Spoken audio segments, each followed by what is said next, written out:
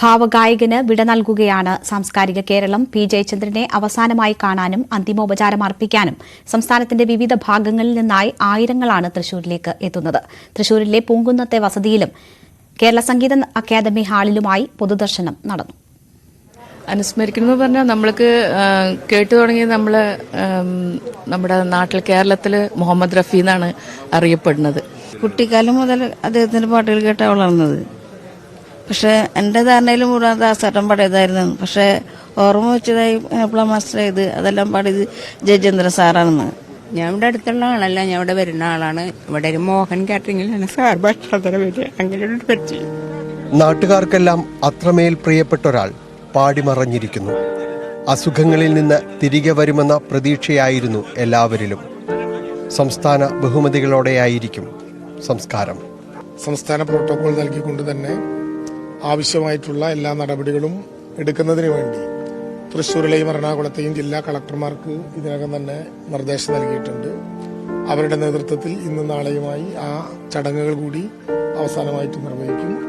വീട്ടിൽ നിന്നും കേരള സംഗീത അക്കാദമിയുടെ ഹാളിലേക്ക് പൊതുദർശനത്തിനെത്തിയപ്പോൾ അവിടെയും വലിയ ജനാവലി കാത്തുനിന്നു. ജയചന്ദ്രൻ ആലപിച്ച പ്രിയപ്പെട്ട ഗാനങ്ങൾ മുഴങ്ങുന്ന അന്തരീക്ഷത്തിലാണ് പൊതുദർശനം നടന്നത്. കല, രാഷ്ട്രീയ, സാമൂഹ്യ, സാംസ്കാരിക മേഖലകളിലെ നിരവധി പ്രമുഖ വ്യക്തിത്വങ്ങൾ അന്ത്യാഞ്ജലി അർപ്പിക്കാനെത്തി. ഒരു വലിയ ചരിത്രം അവസാനിക്കുകയാണ്.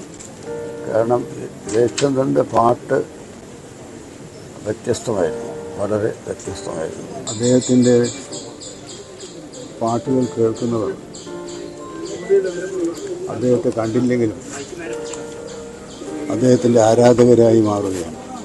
കവി അല്ലെങ്കിൽ എഴുതിയ ആൾ എന്തുദ്ദേശിക്കുന്നുവോ അതിനേക്കാൾ അപ്പുറത്തേക്ക് ആ ഗാനത്തെ മനസ്സിനകത്തേക്ക് സന്നിവേശിപ്പിക്കാൻ കഴിയുന്ന ആന്തരികമായ ശക്തിയുള്ള ശബ്ദമാണ് ജയേട്ടൻ. അതുകൊണ്ടാണ് അദ്ദേഹം മരിച്ചാലും മലയാളികൾ ഉള്ളിടത്തോളം കാലം അല്ലെങ്കിൽ മലയാള ഭാഷ അറിയുന്നവരെല്ലാം ജയേട്ടനെ ഒരിക്കലും മറക്കില്ല.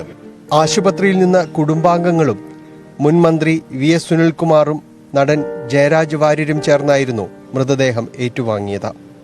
നാളെ രാവിലെ 8 മണിവരെ വീട്ടിൽ പൊതുദർശനം തുടരും. അതിനുശേഷം തറവാട് വീടായ പറവൂർ പാലിയത്ത് വീട്ടിലേക്ക് കൊണ്ടുപോകും.